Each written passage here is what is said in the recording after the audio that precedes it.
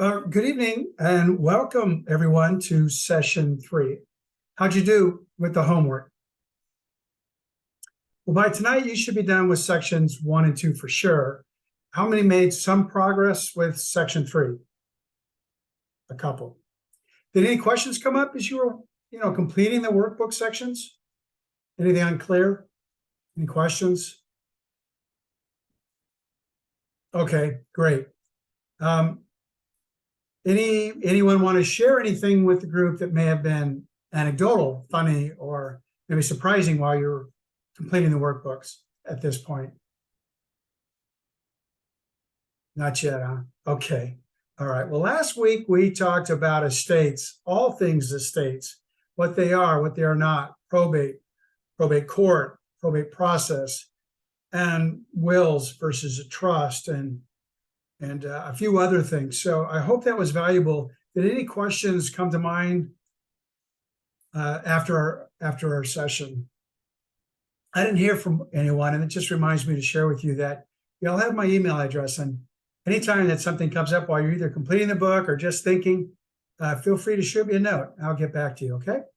You don't have to wait for the next class for us to do that. So I want to repeat, if you do not have your legal documents in place, right, you're extremely vulnerable. Completing your legacy planning workbook will be helpful and will likely save you money when you do sit down with that estate planning attorney to get your legal documents completed. Okay, well, tonight we're going to talk about all things credit. So let's get started.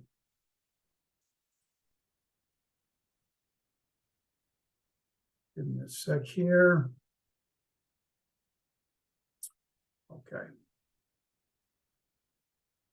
Okay, so all things credit.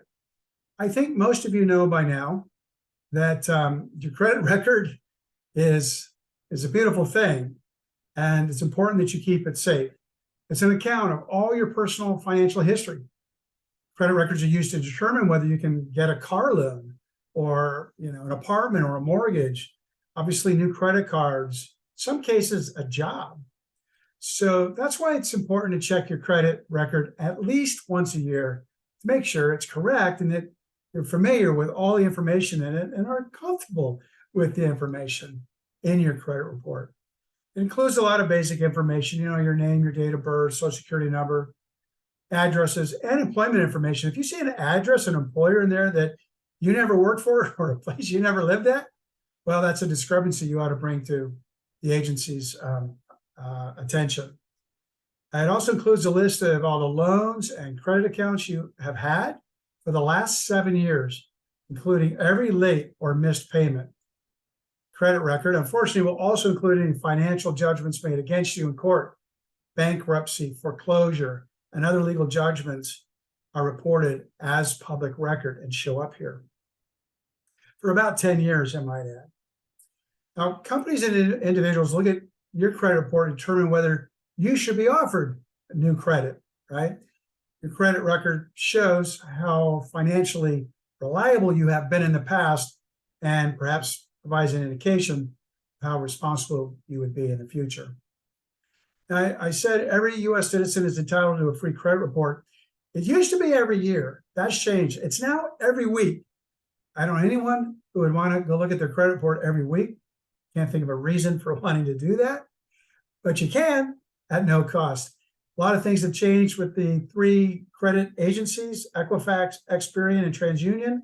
You remember that Equifax ran into some trouble, and it seems that a new Equifax came from that. They were always the toughest to work with. Now all 3 of them are pretty easy to work with, and you can do all of it online now. It used to be so much more difficult to get a copy of your credit report, fix the credit report. Usually it would take up to 6 months to a year to get anything corrected. And now it's a matter of weeks and months. So much, much better. Okay, well, this is what we're going to talk about. So let's start with why credit is important. I think you know. Before you can buy a house, mortgage lenders want to know that you're not going to default on that mortgage. If you don't have good credit, the lender's going to consider it risky to give you a loan. Now, if you're approved for a mortgage, your credit affects the interest rate you're approved for. Interest rates directly impact your monthly mortgage payment by either increasing or decreasing the amount you are charged. Low credit scores will cause a loan application to be disapproved or, as you would imagine, approved at a higher interest rate. So you may not currently be in the market for a house. Your credit is still important, right? And landlords, right, you're going to rent or lease, also use your credit to decide whether to rent to you. Property rental is considered to be a loan, and owners want to be sure they will be paid. If you don't have the cash to buy a car, you're going to ride the bus if you have poor credit. You won't be approved for an auto loan, or you'll be approved, but at a much higher rate. Pay much more to drive your car than someone with a higher credit score. I say drive and not own because you don't own it until you actually satisfy the lien and take title of the car, right? Until then, the creditor owns it. You may drive it. And as some of you know, perhaps many employers conduct credit checks as part of the hiring process. Now, employers check credit reports, not credit scores. If you haven't demonstrated financial responsibility, prospective employer might be hesitant to hire you. So it might be somewhat shocking to learn that your credit is needed to establish utility services. Electric companies, they contend that you're borrowing 1 month of electric service.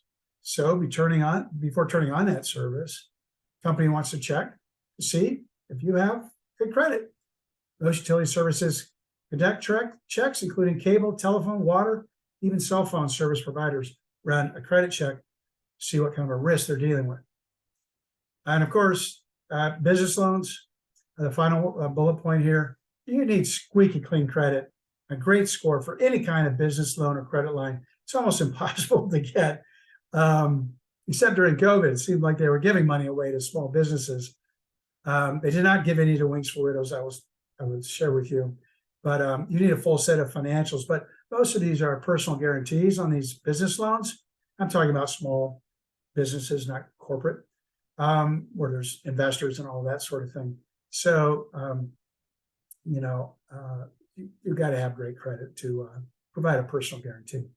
So the bottom line is, right, your credit score can cost or save you a bunch of money in your lifetime. So you want to make sure your credit score remains strong so you can have access to more opportunities to borrow and borrow cheaper if you need to. Let's go to the next slide.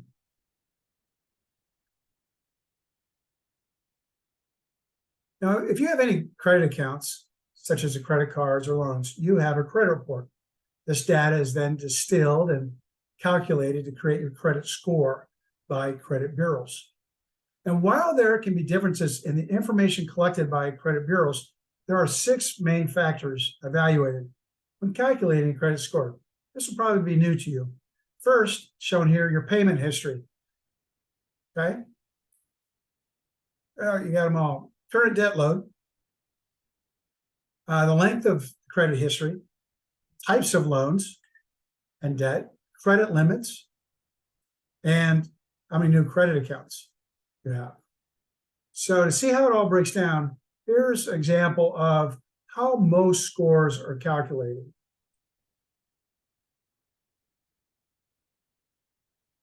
Okay. Payment history, 40%. That's how, are you paying your bills on time, right? Payment history. I'm paying my bills every month on time, at least the minimum.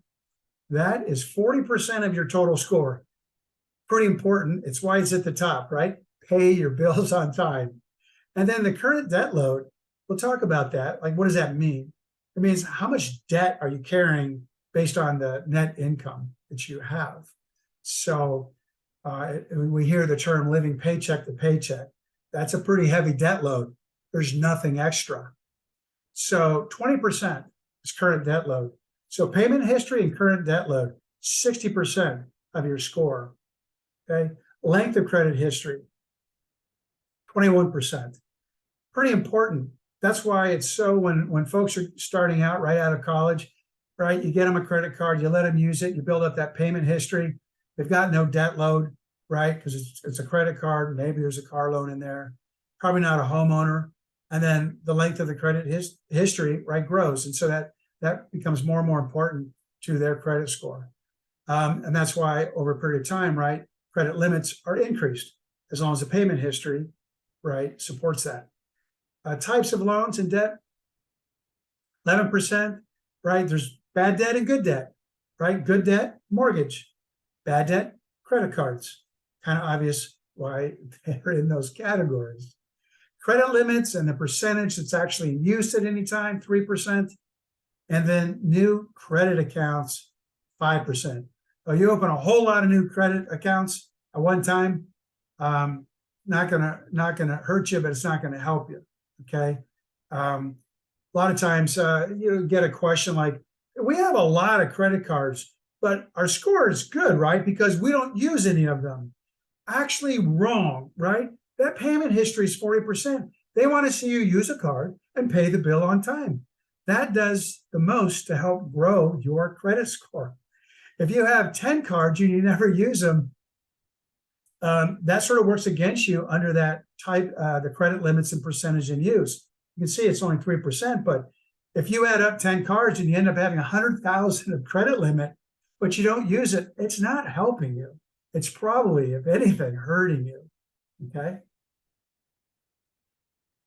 You can go to creditkarma.com, credit-scores, and get some more information there and check out your own. You can also do it through FICO, right? FICO. I think that's all I wanted to share with you there. Go to the next slide. All right. So here are a few examples. Hopefully you can see this okay. Well, I know it's pretty small, so we'll start with the mortgage rates. So 30-year mortgage, 150,000 mortgaged, right? So the amount you're seeing, the big number at top, that's the principal and interest, right? That's going to fluctuate, as you see, from having great credit and getting a 3.2% interest rate on your home up to the 283,319 with a bad credit score, meaning something under 630, and 4.8%. I actually think that's a pretty good interest rate for having that bad a credit. It probably required much more down on that particular loan. But you can see the difference. Again, it's over 30 years, but that's $50,000. It's not if it's paid to a term. So it's a lot of money just because you have bad credit. Extra 50,000. So auto loan, similar. You can see 32.6 and 41.8. We're comparing a 60-month, so over 60 months. Looks like about a $10,000 difference on a $30,000 vehicle. $30,000 vehicle, which is depreciated over those 60 months, right? It's depreciated, but it costs you $10,000 more because you had bad credit score and you had to pay 14% for that auto loan versus 3.4%. And I have seen worse than 14%, not personally, but examples, bad credit. So that's significant. Credit card rates, not surprising, right? 17.6 all the way to 25.4. I've seen them as high as 29.9 and as low as 11.5 if you're, taking advantage of a transfer, a new credit card. So all based on credit scores. Think of the money that costs you over a lifetime. And then insurance rates. People don't really think about this, but your insurance rates, this is in particular on a car, right, is also part of that whole credit thing, right? I've got good credit, I get good insurance rates. I've had credit, I'm getting bad insurance rates along with a bad auto loan. So it just kind of hits you whichever direction, right? So I hope the point is clear, right? Your credit and history have a big impact on your cash flow, and the opportunity loss is really amazing, right? All that money you're spending because of bad credit could have been put to use to grow your wealth, right? If you had good credit. So good credit is so, as I say, it's a beautiful thing. All right, let's go to the next slide. All right. When was the last time you checked your credit report? We want to share how long it's been? Remember, it's free annually. Used to be. Now it's free weekly. There's no excuse anymore. You just start by going to annualcreditreport.com right there at the top. Write that down right now. It is so easy. After this session, go to annualcreditreport.com and get started. Okay. You'll open an account for each of the three agencies. I would open an account for all three. And then you have it. Make sure you keep those credentials. You really, when you're pulling your credit reports, which is what this exercise is all about, checking, pulling, downloading, reviewing your credit reports, you really just need to pull two of them. It doesn't matter which two. Equifax, Experian, Equifax, TransUnion. I usually will pull those two. And then what I do is you download them and you save them as a PDF. So once you're done with both of them, you have to do the one and then move on to the next agency. Once you have both of those saved, then open them up on two screens or print them and put them side by side and walk through them top to bottom. And the comparison will let you see discrepancies pop out. You see something on one, you don't see it on the other. It's worth deeper dive, further investigation, and so forth. So there's no excuse not to do this. You can also call, right? If you don't have access to a computer or internet, I believe if you're with me on this in this session on this class, you have access. You won't need to call, but there is a number, or you can Google each of the three agencies, contact them directly by phone, and work through that way. You can also mail them a letter, but the easiest way to do that is going to that website that I just got you. So I think that's all I wanted to share there. And then let's talk about, we talked about the way it's computed. So that might give you a hint, right, on the best two ways to improve your credit. G, it was the part that made up 60%, right? The first two that we talked about. Payment history, about 40%. And guess what? You have total control over that. All you have to do is pay your bills on time. If you decide not to, that's on you. You have control over that. 40% of your score, and then the debt load, right? 20%. And I would say on that payment history, if you're paying credit cards, like I have a number of them, we try to pay them off every month. But what I set up, even though I pay them off every month, what if I'm traveling? What if I become absent-minded one week? I set up for every bill I have to have either be on auto pay or pay the minimum amount automatically from my bank to pay the credit card minimum. That way, I am never late on a credit card payment, regardless of where I am, right? So, and these are $30, $50, $100, coming out of your checking account or wherever to pay your card. And then I'll go back in and see what the balance is, check I get all mine in paper. I don't like checking them online because I'm old school. I like them on paper. And so once I get the paper statement, I'll go back in. I know it's been paid. I'll go back in, check them off. It's all good. I'll go in and finish paying off the balance. So that's me. I'm not saying you have to do it that way, but you've got control over that. It's just a great little tip. Technology allows us to set those up with our bank to pay those credit card minimums every month. I set it for the day or two ahead of time, and it just, right? Perfect credit. It's a beautiful thing. So debt load, again, you have total control over your debt load. So let's talk more about what that is. Here's an example. Okay. So debt to income, DTI, debt to income. So let's look at the debt. In this example, we've got a mortgage payment of $1,500. My credit card bill is $400. Apparently that's minimum each month. Ouch. I've got a loan payment here of $300. Maybe that's for my car. Some sort of line of credit. Maybe I'm paying my school loan off $300. So my total debt payments each month are $2,500. I've got $4,000 of income coming in every month. So if you take the debt and divide it by the income, you can see here the math, 0.625 or 62.5%. Is that good or bad? Anybody want to guess if that's a good debt to income ratio? It's not too good, okay? This is where you want to be. Okay. This is good. 20 to 40. If you're 62%, you're well above that 40.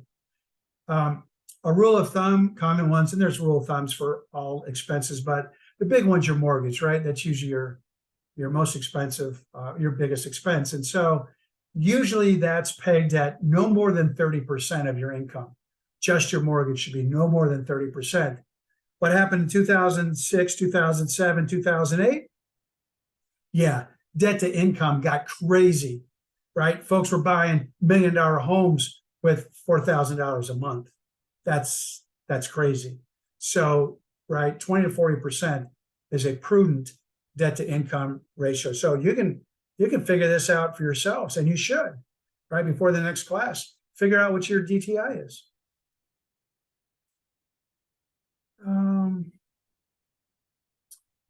Okay. I mentioned good. I think we've already done that. So good. So let's move on to next slide, 8. And again, we've been talking, right? It's always about maintaining great credit or building, improving, and safeguarding your credit. This is something we talk a lot to our widowed clients about at Wings for Widows. So important during this vulnerable time to keep them safe, keep the credit they have, and then working with them to build that credit, right? Doing the right things, putting the right things in place so that they can build that credit. Unfortunately, often after a loss of a spouse, the surviving spouse's credit score falls. It's not fair. And there's nothing to document that. But studies have been done to show that that's true, right? By 20 to 40 points. It's not significant unless it is, right? So if it drops you from great credit to good credit just because you lost your spouse, it's like one more thing that isn't fair in the system for new widows. So what do? We want to figure out how to protect that credit and grow that credit again. So the agencies learn of a death. We're going to switch gears here a little bit, talk not so much about your credit, but this decedent's credit. If you're married today, right, death is inevitable. It's what this class is about, preparing for that. So I'm giving you a look on the other side, what will happen after the loss of a spouse. So they're going to learn the 3 credit agencies, they're going to learn of the death through the Social Security Administration, who normally learns of the death from the funeral director, because they'll file that death certificate with the state, and it works through the system. I don't even know how that's done, but it happens fairly quickly. And the reason for that, right, is to prevent fraud, to shut down the credit of the decedent as soon as possible. Make it known to the agencies that this person is deceased. So most person's account, I would say within 30 to 60 days, get flagged. Not always. What if the Social Security agency is really late in getting notified? What if, and it happens, the funeral director, they just forget to do it, and they do more often than you think. So by the time the surviving spouse gets around to getting the right documents and calling and making an appointment, it's 3 weeks from now. Maybe 60 days have gone by, 30 or 60 days since the funeral. They may not know. And so, it may take longer for that information to then get to the agencies. You'll know when it's happened because the account status will change from active, like active and open, to it'll just read deceased. And you'll read that right on the credit report when you pull it up. And then there's also an ECOA code, and that indicates what type of account ownership it is, and there'll be an X through the decedents, okay? It will affect yours. If it was a joint account, it won't affect yours. There'll be an X through the spouse, the decedent, but not your joint account. So that will still remain open and active on your credit report. That's why, we'll get to that in a second. So again, that tells you that, okay, that account is locked down. Again, every account, right? You can't just assume every account, right? What you've seen one on your spouse's credit report, you've seen one, you can go through them all, make sure they're all that way. If they're not, thing you do, right? Make a list in your journal and you contact the creditor directly, right? Explain that you lost your spouse and this is what's going on. If it's a zero balance, you're just going to close the account if that's your request. Makes sense. If it's their own account, if it's a joint account, they'll just want to know, and they'll go ahead and remove them from the account. If it's a credit card account with a balance or something like that, they're going to want proof, and you'll have to send them a copy of the certified death certificate. But the thing to do is don't wait. You see that an account is still open, it should be closed, you call that creditor immediately. I don't know if you've ever heard the story where someone who's actually alive, who had a joint account with someone who passed, sometimes they'll get, you've heard these stories about, they pull up their credit report and it says deceased, right, on theirs. And then, hey, my credit report says I'm dead. What's going on? It's simply because you're a joint account holder. And if it says that, you need to call the creditor, assuming you want to have your account remain open, call the creditor and get that fixed, right? That's a discrepancy. That's something you would spot and say, hey, this isn't correct. I'm going to contact the creditor and get this fixed, or I'm going to contact the agency and get this fixed, particularly if you see it in a number of places. Okay. So why should you pull your spouse's credit report? And it's usually you want to pull that within 3 to 6 months. Okay. Why would you want to do that?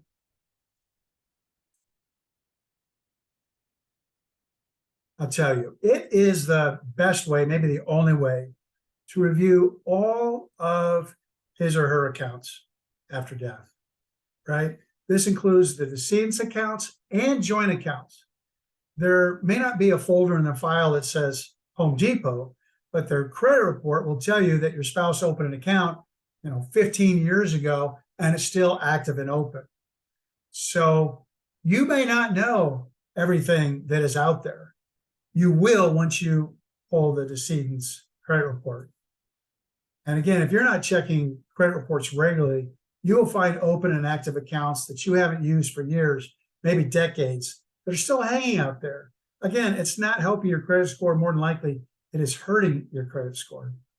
So, don't be surprised to find accounts that are properly coded as deceased and others that are not. Again, as I said, you can call them directly and close them and may need a copy of the death certificate. Here's the big one. Have any new accounts appeared? Particularly, have any new accounts been opened since your spouse's death? That's a red flag, right? That's a huge red flag. That's not a discrepancy. That's a red flag. That's get on the horn. That's do not delay, but contact the creditor immediately. It is probably fraud. It is probably fraud. Unless your spouse opened the account or applied to open the account the day or two before they passed, that could be a real problem. So you want to jump on that right away. And then, so you've got your decedent's credit reports and you've got yours, right? That's not illegal to pull your decedent's reports, by the way. So as long as you have access and you can answer the questions and set up the account, you can pull those reports. So I always think it's just smart, right? If you have yours and you have the spouse's, why not compare them? You should see the same joint accounts and your personal accounts. It's just a great time to review all of those accounts. And I would, again, do that within about 30 or 60 days. That way you know that all the accounts have been updated. Okay? Okay, we're going to shift gears a little bit. All right, we've been talking about credit. It's a beautiful thing. Now we're going to talk about identity and keeping it safe, because it's a beautiful thing and it's getting tougher and tougher to do it. So we're going to start out talking about identity fraud and identity theft. There is a difference, right? Before your identity can be used for fraudulent purposes, it has to be stolen. So once it's stolen, preventing fraud is nearly impossible. Sorry, I wish I had better news. It can take years to get your identity back. So best to work smarter to prevent it from being stolen in the very first place. Identity theft has been called the fastest growing crime in the United States, with over 17 million victims per year. And that began to increase exponentially since COVID. Not surprising, right? A lot more folks online account, many more online accounts with small businesses that may not have had the protection in place, right? Many more folks at home, and the criminals had a lot more time sitting around playing, figuring out how to hack into stuff. So these rates of scams have really just gone crazy. It is a multi-billion with a B dollar industry, I'm sorry to say. And unfortunately, recent widows, going back to that, recent widows are at the highest risk, right? Higher than average, particularly if your spouse's death was made public, like in an obituary. Obituaries are traditional, they're nice to have, but it does open the door to criminals because there's a lot of information that's shared in the obituary, and you're at a very vulnerable time. You might get a call from Social Security at this very vulnerable time. They know the laws, they know the rules, and they're going to try to scam that widow using Social Security. And it's a horrible thing. And so we work with our widow clients to talk about this and prevent this from happening. We do it in our very first session because we think it's that important. So what are some of the ways that we can be smarter about our personal information that the bad guys, can get at?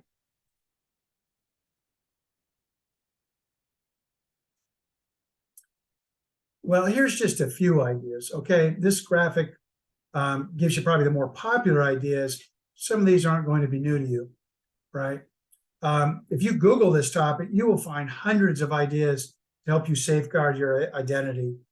I see scams come across my text, right, on my phone, at least weekly. I had one yesterday. I had one in my email today. I don't know where these folks get these ideas or how stupid they think I am, but some of them are quite clever, right? You've seen the ones, right, from a Saudi prince or someone who's just you just inherited, right, $5 million. Just send me a check and we'll send you the money. So, all right, you've seen those, but I'm telling you, they are very clever. There are very, very, very clever criminals out there, which is why they're so successful and why it's a multi-billion-dollar industry. You've got to be careful with what you're doing. It makes me angry, but you just have to be vigilant, right?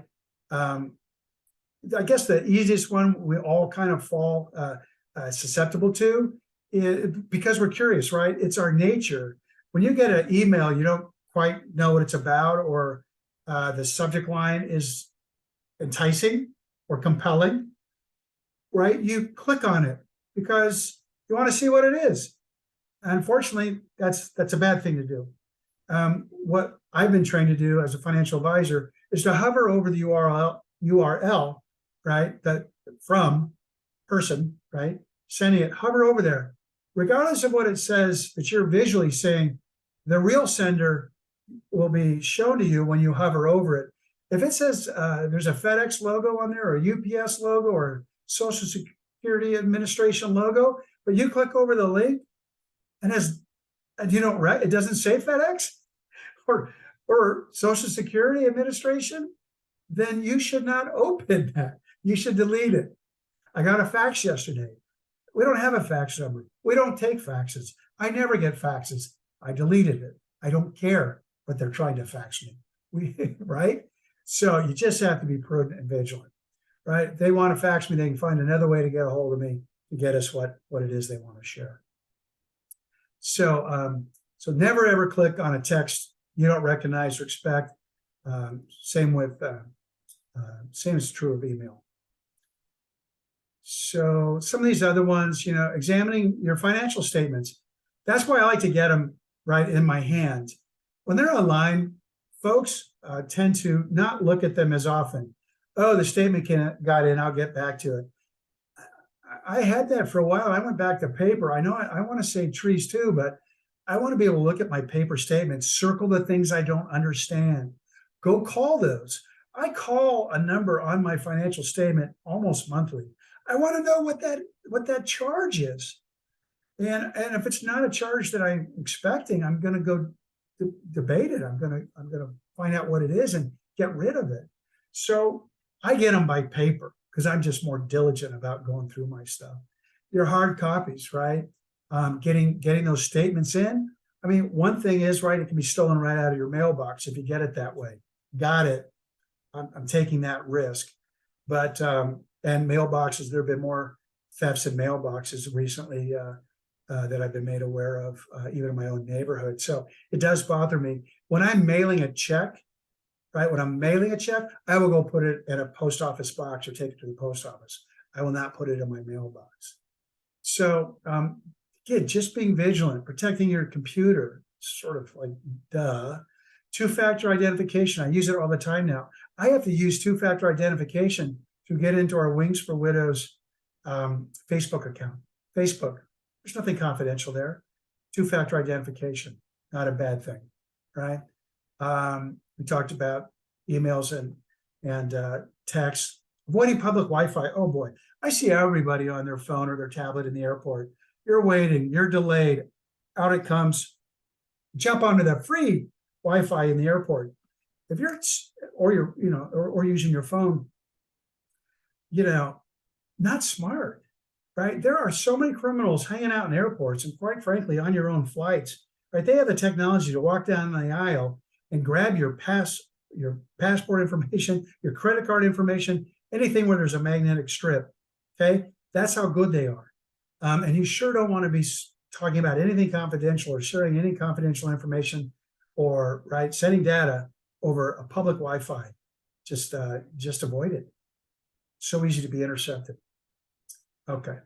I guess I kind of beat that dead horse. So just so important. And again, you can Google all kinds of lists and ways to do this. I think we share about 50 different ways in our widow guidebook on how widows can better protect themselves, right? And we ask them to circle 5, right, that they can implement today, 5 right now. And that's all great ideas, right? So we're just hitting on a few of those today. All right, so I do want to share with you a couple of new concepts. You're probably not familiar with this. You'll be able to, unless you've checked your credit report recently, you're probably not familiar with this.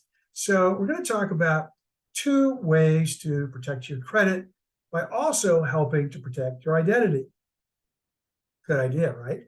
So did you know that you can place a credit freeze or a fraud alert on your credit reports, on your credit history? Pretty cool idea, right? So let's talk about the credit freeze first. So a credit freeze, sometimes it's called a security freeze. It's a free tool you can use to help protect yourself from credit fraud resulting from identity theft. Credit freeze blocks most companies from, I say most, it's like 99% of companies. It doesn't necessarily block the government, but certainly blocks companies from accessing your credit report until you lift it, or what we say thaw, right? You thaw your credit freeze. It prevents what's typically a lender's first step in processing a credit application, checking your credit worthiness by reviewing your credit reports or requesting a credit score based on those reports. So because the lender is not able to complete this first step, having a credit freeze in place at the 3 national bureaus, right, effectively prevents processing of any credit application in your name. So pretty nice, right? Nobody can steal your credit. So when you freeze your credit reports, it does make it harder, right, for criminals who may have stolen your personal credentials or some of them to commit any sort of credit fraud by taking out loans, credit cards in your name. So the one drawback is that you have to create an account to effect this freeze with each of the credit bureaus. And again, you can do that right online while you're doing the annual, at annualcreditreport.com. But you've got, again, for each of them, create a new user ID and password just for the so it's not as convenient. But let's say you're going to go out and buy a car and you've got these frozen. You'd have to go back online and go to each of the 3 those accounts and thaw them, unfreeze them before you went in to a dealership and purchased the car and they pulled your credit and all that sort of thing. So when you're all done purchasing the car, right, you're done having your credit checked, you refreeze it. So that that is the freeze. It doesn't interfere here. You've probably read through this, right? It doesn't interfere with anything that you're doing using your credit cards, right? Doesn't interfere with credit checks in some ways for you, but it's a great feature. It's free. You can get it free. It's free for 90 days. Again, the law changes around that, or the freezes, the way they work, change. You can keep them on longer. I think you have to pay $10 for that. So I mean, they're cheap, but it is just an extra layer of defense. Let's move on to fraud alerts. So fraud alerts are an alternative to credit freezes. They're temporary, just like the freezes, but you can set it for either 1 or 7 years. So, expires. So you set it and forget it, 1 or 7 years, depending on the type of alert that you request. So rather than blocking access to your credit report the way a credit freeze does, what a fraud alert does is it gives lenders access to your reported scores, but it asks them to verify your identity before processing any credit applications or loans in your name. So it's more convenient, but I often question, somebody stolen my stuff and they go to a really shoddy, right? You've seen them, you've driven past them, used car sales lot. There's 4 vehicles, and the guy that owns it will sell anything to anybody using any name, right, and any credit. I don't know that would prevent the fraud alert would help, right? So, but it certainly provides a more convenient way than a credit freeze. You set it and forget it at the expiration. If you want to go in and remove it before the expiration, you would have to contact each of the agencies. But otherwise, it stays in place. And I've not used this one. I've used the freeze, but this makes some sense to me too, right? Let me think if there is. I don't really need to go into the 3 types. There are 3 types of fraud alerts. I don't think we need to go into that. It's something you can check out online. So let's go to the next slide. Okay, coming to a close here. Things to locate.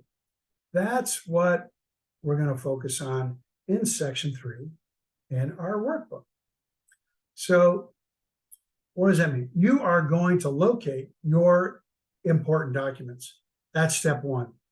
It's also important, however, to make sure that someone else can find it, right?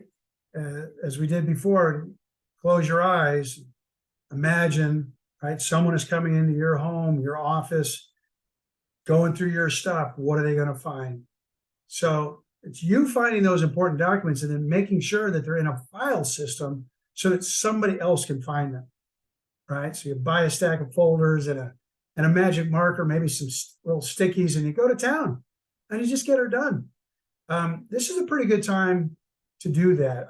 I like doing it at the first of the year, usually in January, because I'm getting ready for the new year. So this is tax season. So since I've got to remove many of those files and review, right, for taxes, I just review all of them, put them in my 2022 file folder, seal them when I'm all done submitting my taxes, get my tax return.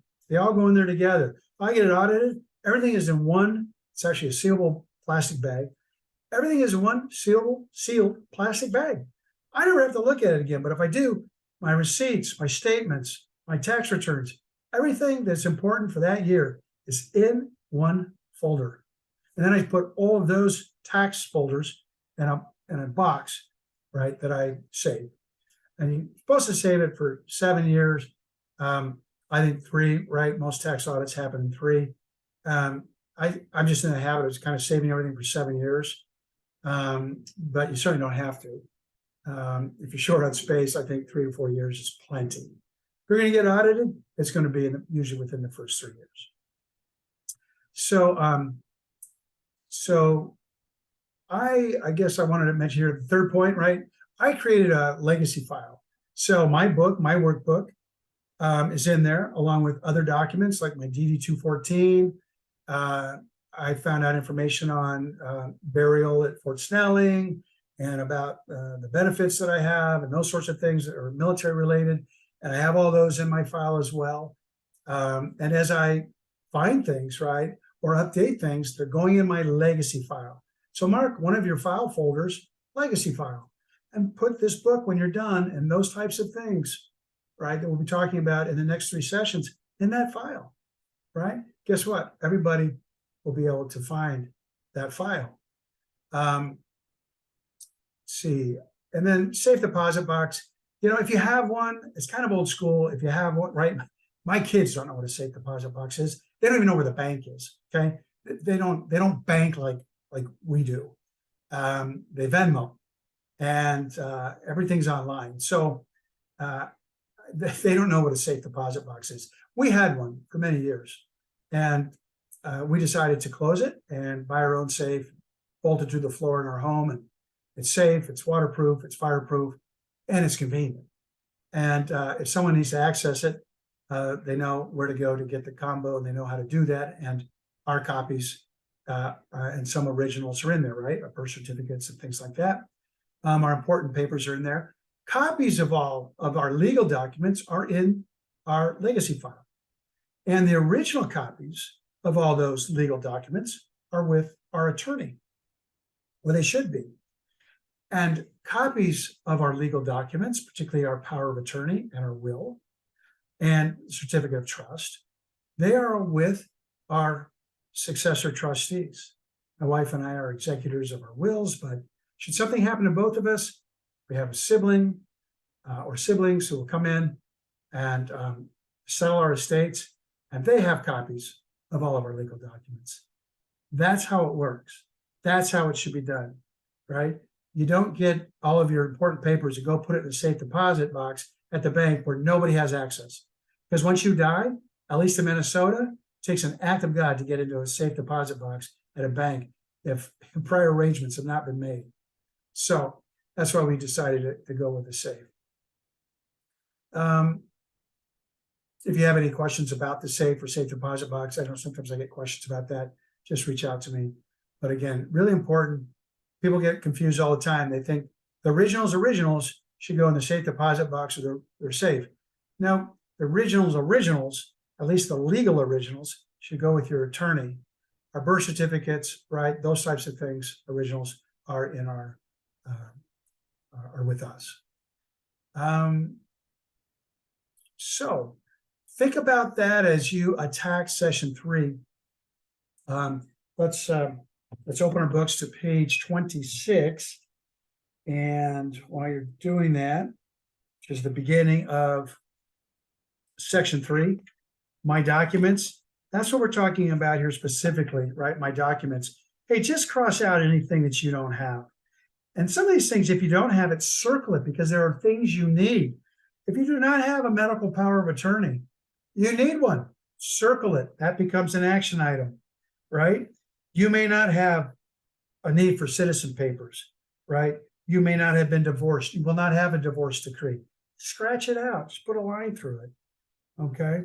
So go through that together or by yourself, but update those. And then there's a place here, right, to list your insurance policies, which are kind of nice, right, to know where those are, and just putting that information in one spot.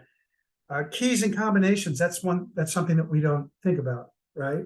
Keys and combination. We have the combo to our safe is in our legacy file, which is in a locked drawer, but that key resides somewhere else, right? That our folks know where that key is located. But keys, combinations, don't leave a lock on something, and don't leave and not have the combination pretty clear in your legacy file. And then this whole My Digital Life, boy, is that blowing up, right? Ever since COVID, we can blame COVID for something else. When I think about all the new accounts I have online, right? I order my groceries now occasionally through Shipt. It works great if I just have a small order and I don't want to run to the grocery store, right? We have meals delivered, DoorDash, right? Certainly Amazon, eBay, and on and on and on. We've got a lot of those accounts. It's nice to get them all listed in one place, particularly because sometimes you'll have credits in those accounts. I have credits in a number of those accounts, or I've built up credits, right?